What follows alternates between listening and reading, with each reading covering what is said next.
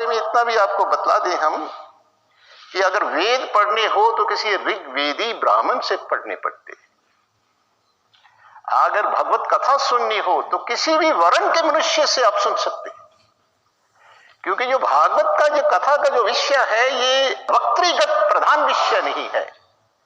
भागवत कथा का जो विषय जो होता है ये श्रवणगत प्रधान विषय, बोलने वाला कैसा है इसका महत्व नहीं है। लेकिन ऐसा है कि कथा का जो प्रवक्ता होना चाहिए वो भागवत रस से रसा हुआ वैष्णव होना चाहिए, ऐसा है। अच्छा, फिर भागवत कथा का प्रवक्ता कोई ब्राह्मण होना जरूरी नहीं है, इतना भी आपने याद रखना कि कोई विप्र ही हो, ब्राह्मण ही वही भागवत कथा कर सकता है। भागवत के 7वें स्कंध के 7वें अध्याय का 51वां श्लोक पढ़ो, बहुत स्पष्ट लिखा है, नानम दुष्टम, कि भागवत रस के लिए ब्राह्मण होना जरूरी नहीं है। ना आलम द्विष्टम, देवत्वम, देवता होना जरूरी नहीं है। ऋषित्वम, कोई ऋषि मुनि या महात्मा होना जरूरी नहीं है। प्रियते अम्लया भक्त्या हरि अन्यत विडंबनम, ऐसा भागवत कह रहा है। भागवत रस की जो प्राप्ति है ये तो निष्काम सेवा और विशुद्ध प्रीति से ही प्राप्त होती है। भागवत को समझने और समझाने के लिए भगवान के साथ, नंद नंदन के साथ आत्मीयता का और अपनेपन का संबंध होना बहुत जरूरी है।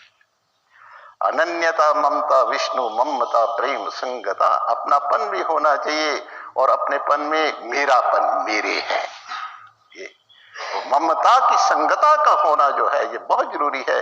जब तक ममता की संगता नहीं जीवन के अंदर आएगी तो जो हमारी भक्ति जो होती है ये फिर पुष्ट नहीं होगी, भीतर से हम दुष्ट बनेंगे। भागवत में ये भी स्पष्ट लिखा है देखो कि भागवत कथा का जो प्रवक्ता है कोई ये भी होना जरूरी नहीं है कि वो आचार्य या विशारद है, ये भी जरूरी नहीं है उसकी वाणी जो हो मधुर संगीत में ही हो, सुंदर सुंदर पदों, भजनों या श्लोकों से अलंकृत हो, ये भी जरूरी नहीं है। तो जरूरी क्या है? प्रवक्ता के मुख से जो भी बात निकले वो श्रोताओं के हृदय के अंदर एक एक शब्द उतरने वाला होना चाहिए, पकड़ उसकी बननी चाहिए उनके हृदय के।